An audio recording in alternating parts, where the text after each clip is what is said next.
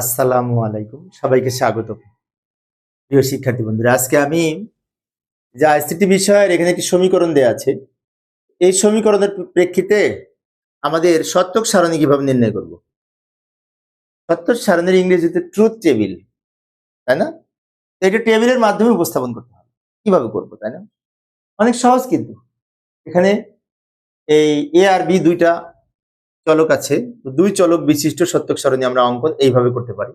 দুইটা চলক হলে এই চারটা সারি হয়, আর উপরে একটা সারি হেডিং লেখার জন্য, এগুলি লেখার জন্য। এখানে কি কি আছে লক্ষ্য করি। এ আছে, বি আছে, এ বি লিখলাম, এ নট আছে, বি নট আছে, এ নট বি নট লিখলাম, এ প্লাস বি আছে, তারপরে এটা লিখবো, শেষে আবার টোটালটা এখানে লিখবো। ভালো করে লক্ষ্য করি কিভাবে লিখলাম। মূলত এক্স এর যে টোটাল মান এটা আমরা শেষে লিখবো, আর ওটাকে ভেঙ্গে ভেঙ্গে এদিকে লিখবো। যেমন এ আছে, বি আছে, এ নট আছে, বি নট আছে, এইটা এখানে লিখেছি, এইটা এখানে লিখেছি, আবার এই দুটো গুণ করে শেষে লিখবো। এটি এক্স এর আউটপুট। বুদ্ধি করে লিখতে হবে। এই সত্যক সারণী নির্ণয়ের সময় অনেক শিক্ষার্থীর ছক কয়টা হবে, পাশাপাশি কলাম কয়টা হবে বুঝতে প্রবলেম হয়।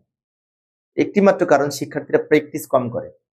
তুমি যদি বেশি বেশি অঙ্ক প্র্যাকটিস করো, তাহলে অঙ্ক দেখলেই বুঝতে পারবা, হিসেব করে নিতে পারবা যে কয়টা কলাম হবে। আর অঙ্ক হঠাৎ করে একদিন করলে বোঝা যায় না যে এখানে পাশাপাশি কয়টা কলাম অঙ্ক। প্র্যাকটিস করতে হবে, মাঝে মাঝে দেখতে হবে, তাহলে মনে থাকবে। অন্যদিকে এ আর বি দুইটা যেহেতু চলক, উপর থেকে নিচের দিকে 1 2 3 4টা সারি হয়েছে।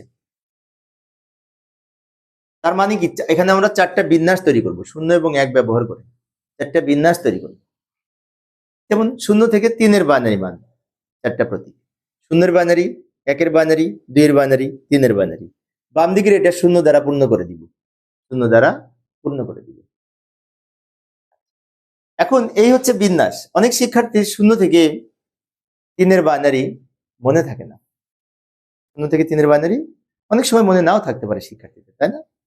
সেক্ষেত্রে এটা মুখস্থ করার একটা টেকনিক আছে সহজে, সেটি হচ্ছে এর নিচে লিখবো 2টা 0 2টা 1, তারপরে বি এর নিচে লিখবো 1টা 0 1টা। তার মানে কি, কম্পিউটারের রেজিস্টারটা কিন্তু এইভাবে মেনটেন করে, 1 1 এর দ্বিগুণ 2 2 এর দ্বিগুণ 4 4 এর দ্বিগুণ 8, এইভাবে।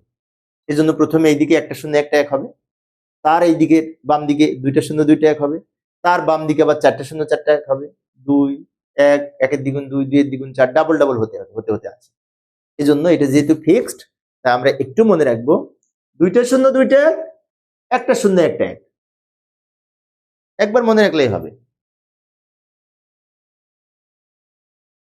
এবার এগুলি পূরণ করব।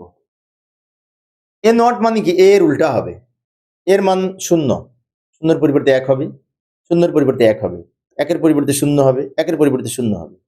বি নট এর মান বি এর উল্টা হবে, 0 এর পরিবর্তে 1, 1 এর পরিবর্তে 0, 0 এর পরিবর্তে 1, 1 এর পরিবর্তে 0, জাস্ট উল্টিয়ে লিখলাম। আর এ প্লাস বি মানে কি, এই এ আর বি যোগ হবে, এই দুটা 0 আর 0 যোগ করে 0, 0 আর 1 যোগ করে 1, 1 আর 0 যোগ করে 1, 1 আর 1 যোগ করে 1। অর অপারেশনের বৈশিষ্ট্য, যোগের ক্ষেত্রে সকল ইনপুট সত্য হলে আউটপুট সত্য হয়, বুলিয়ান যোগের ক্ষেত্রে। এবার এখানে এ নট প্লাস বি নট, তাই না?